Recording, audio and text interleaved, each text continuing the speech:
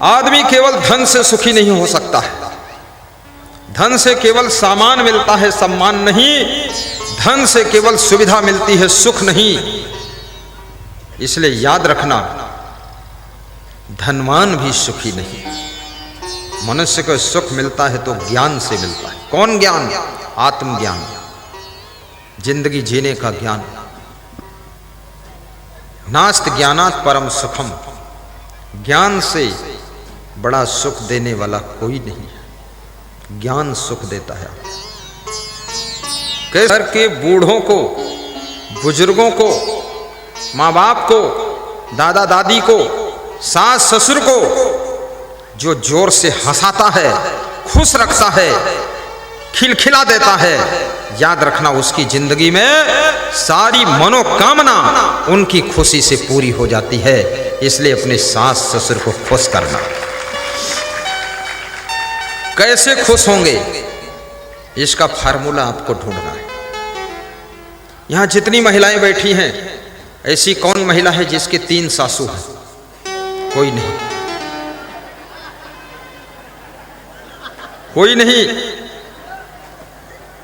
लेकिन सीता जी, भगवान राम की धर्मपत्नी सीता जी से पूछा मैंने सपने में, सीता जी तुम्हारे कितनी सासू है? तो सीता जी ने कहा 3 सासुएं थी उनको। सीता जी में कितनी बड़ी कला होगी कि 3 सासुओं को भी वे डील करती थी, खुश करती थी, प्रसन्न रखती थी और तीनों सासुओं के रोज चरण दबाती थी। आज जिन सासुओं के 3 बहुएं हैं, एक सासू को डील नहीं कर पाती है, ना हंसा पाती है, कहीं ना कहीं फंसा देती है, हंसा नहीं देती, लफड़म फंसा देती है। सोचिए, बूढ़ी सासू को भी खुश रखने की कोशिश कीजिए। दौड़ दौड़ करके घर के छोटे छोटे कामों को भी कीजिए। सुंदर भोजन बनाइए, साफ सुथरा बनाइए, स्वादिष्ट बनाइए। और भगवान देवी देवता का भोग तो लगना ही चाहिए।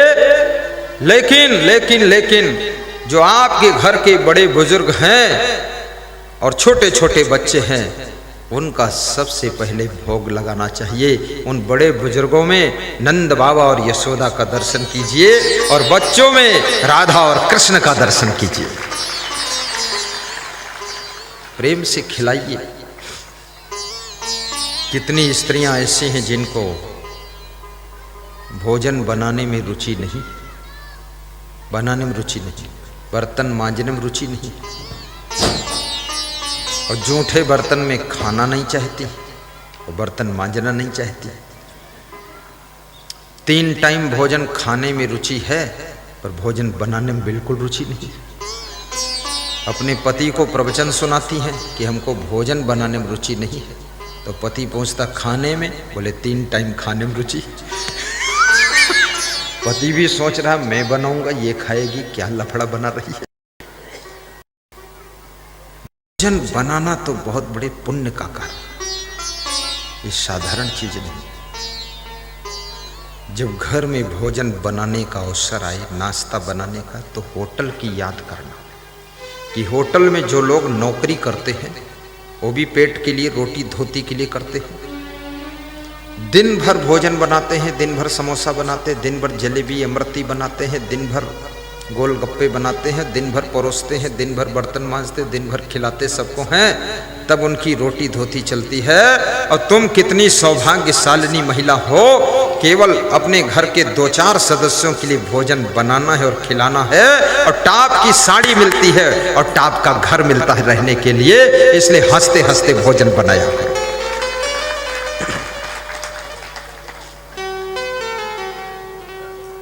एक लड़का किसी लड़की को देखकर मोहित हो गया। ऐसे मोहित नहीं होना चाहिए, मोहित होने में बहुत लफड़ा है। सुपर्णखा राम को देखकर मोहित हुई थी तो नाक कट गई।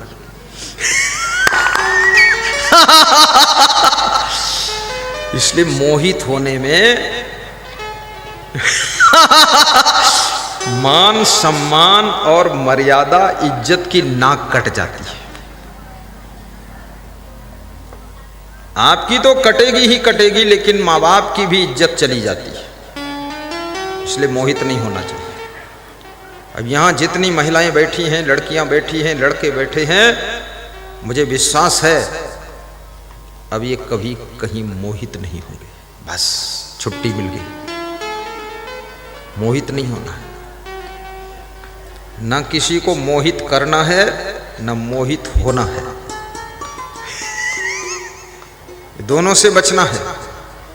बहुत बड़ी बात है।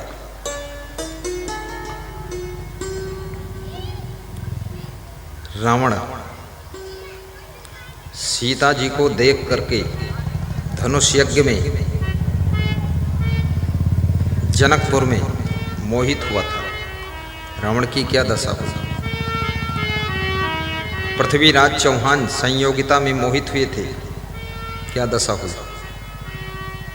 इसलिए मोहित नहीं होना चाहिए।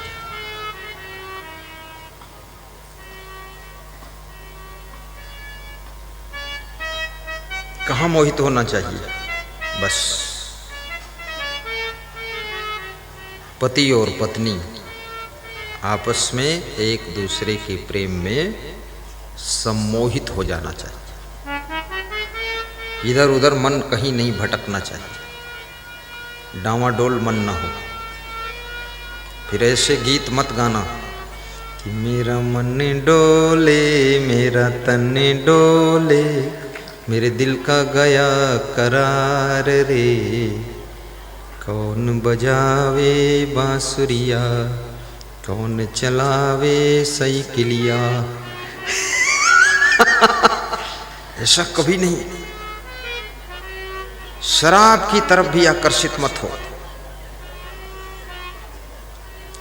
देखिए हमारे शासन प्रशासन की इतनी कृपा है, गांव गांव में शराब की दुकानें हैं, बड़ी व्यवस्था है, सुविधा से। अंग्रेजी शराब और हिंदी शराब, देसी शराब, विदेशी शराब, ठंडी शराब, गरम शराब, सब तरह की शराब लगभग हर गांव में मिलती है। जितनी पीना चाहो पियो, छक छक कर पियो, लेकिन नहीं, शराब मत पीना।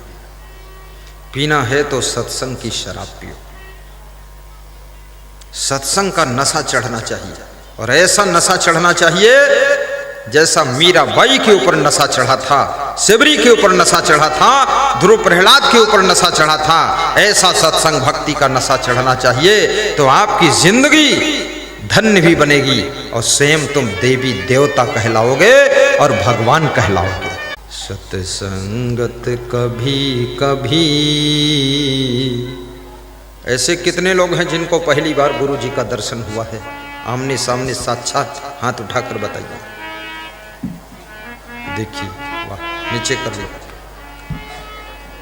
60% लोग हैं जिनको दर्शन ही नहीं हुआ कभी।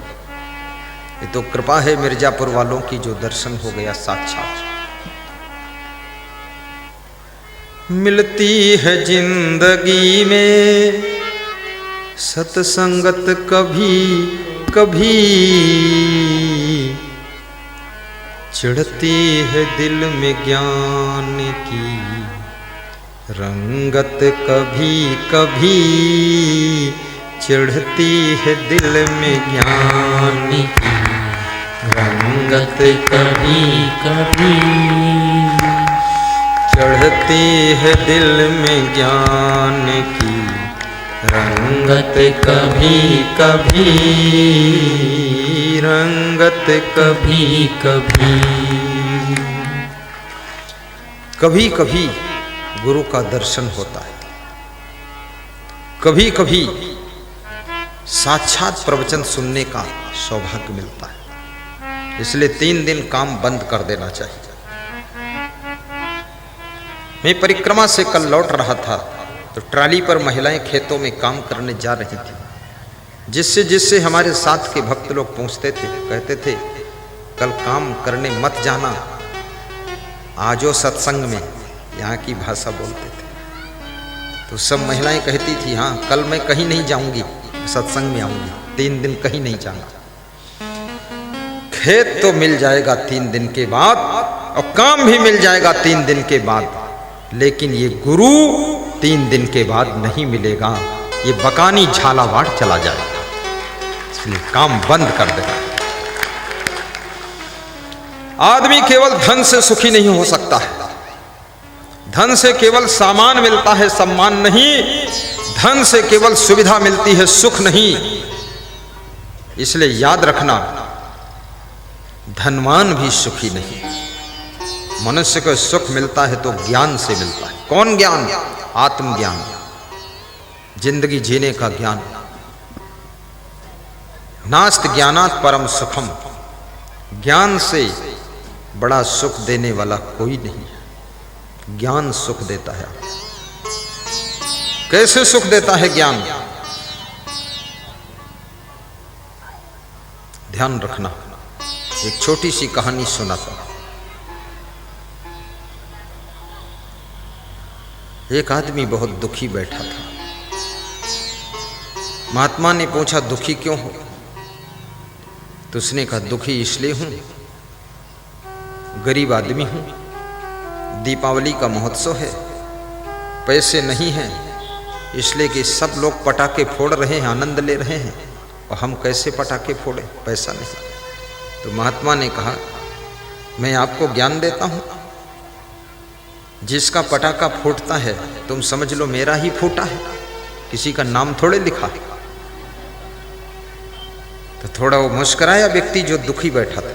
फिर उसने तर्क किया कि अगर मेरा पटाखा होता तो मैं खुद फोड़ता, कैसे मान लूं मेरा है। तो महात्मा ने कहा, फिर ऐसा सोच लो, विचार करो कि बड़े आदमी जो होते हैं उनके नौकर चाकर पटाखे फोड़ते हैं, वह लोग बैठकर कुर्सी डालकर पटाखे का आनंद लेते हैं। तो ये फोड़ने वाले सब तेरे नौकर चाकर हैं और तू कुर्सी पर बैठकर आनंद ले, ये सोच ले। तो हंसने लगा। महात्मा ने कहा, बस हर कंडीशन, पोजीशन, सिचुएशन में हंसने का रास्ता ढूंढ लेना चाहिए।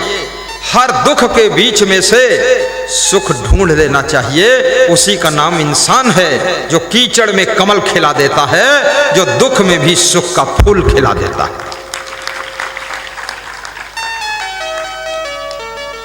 कभी आपकी पत्नी रूठ कर मायके चली जाए,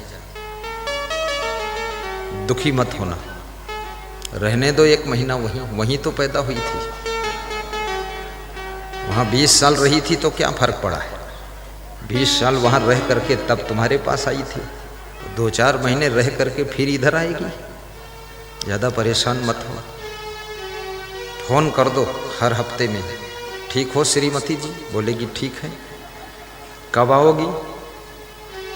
तो बोलेगी कि आ जाएंगे महीने भर में। जल्दी क्या? हाँ हाँ, कोई जल्दी नहीं, रहो आराम से रहो, ऐसे बोल दो। फिर फोन करो, बोले सब ठीक ठाक है? बोले ठीक ठाक है। तुम बोल दो मैं ही आने वाला हूँ आपके पास, और जाओ बिल्कुल मत। फिर हफ्ते बाद फोन उसका आएगा कि आए नहीं अभी तक। बोल दो अरे क्या करें, आने वाले थे, यहाँ बिजी बहुत है। आप तो जानती हो मैं बिजी रहता हूँ, आई एम बिजी लाइफ। अंग्रेजी बोलो। अब उसके मन में छटपटाहट उठेगी, कब आएगा माधवलाल, कब ले जाएगा। हाँ, थोड़ा डील करना भी सीखो। और तुम तो ऐसे हो माधवलाल के बजाय उधवलाल, कि वो सवेरे जाती है शाम को तुम वहीं पहुंच जाते हो। रह लेने दो थोड़ा, ज्यादा घबराया मत करो।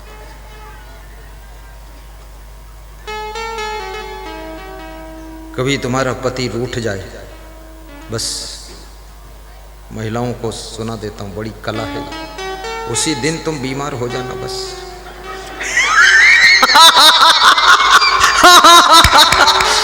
बस ऐसा बीमार हो जाओ। अरे जहर वहर मत पी लेना, ऐसे थोड़ा बीमार होना। बस तुम्हारा पति तुम्हारे दवाई में लग जाएगा, डॉक्टर के यहाँ लेके जाएगा, वहाँ चली जाओ, दवाई ले आओ, सब कर दो। और दवाई रखे रहना, खाना मत, क्योंकि बीमारी कोई नहीं। बस उसका रूठना सब खत्म हो जाएगा, क्योंकि उसका भी मन डाइवर्ट हो गया, तुम्हारी सेवा में लग गया। रूठा भी मत करो। रूठने से रिश्तों में कमजोरी आती है, गुस्सा करने से रिश्ते नाजुक हो जाते हैं। क्रोध करने से संबंध कमजोर हो जाते हैं। इसलिए रूठने की आदत छोड़ो। रिश्तों के बीच में झूठ बोलने की भी आदत छोड़ो। नाराज होने की भी आदत छोड़ो। हिल मिल कर रहने का अभ्यास बनाओ। अपने पति का मनोबल भी बढ़ाओ। तो मैं एक बात आपको सुना रहा था कि सीता जी के 3 सासू थी।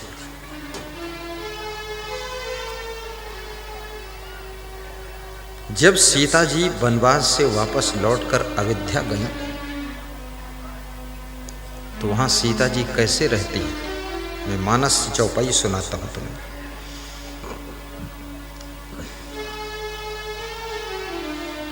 कृपा सिंधु जेहि विधि सुख मानई,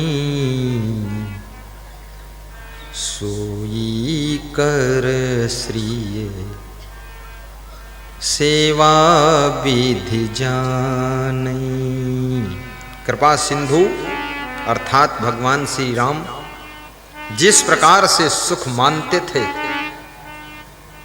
महारानी सीता जी उसी प्रकार से सेवा करती थी। यदि दाल में कम नमक खाने की इच्छा है तो कम डालती थी। सेवक और सेवकनी बहुत थे, फिर भी सीता जी स्वयं रसोई में जाकर के राम के लिए भोजन तैयार कराता था। यद्यपि ग्रह सेवक सेवकिनी, बहुत सेवक सेवकनी थी, जगह जगह पर कलाकार सेवक थे, फिर भी सीता जी स्वयं जाकर के राम की व्यवस्था को देखती थी। नौकरानियों के हाथ में कभी अपने पति की सेवा को मत सौंपना, अन्यथा तुम्हारा पति नौकरानी के चंगुल में जा सकता है। याद रखना, बुद्धिमान बनो, बात को रोना धोना नहीं पड़ेगा। किसी भी नौकर के हाथ में अपने घर की अंदर की सेवाएं मत सौंपना, अन्यथा घर में एक नई समस्या का जन्म हो सकता है। ध्यान देना इस बात पर। अपने पति को रोज रोज होटल में खाने के लिए मत भेजना, अन्यथा होटल में जाएगा, फिर बोतल में जाएगा, फिर एक दिन टोटल में चला जाएगा, तुम्हारे नाम का पति रह जाएगा। घर में भोजन बनाइए, ठीक से स्वादिष्ट खिलाइए।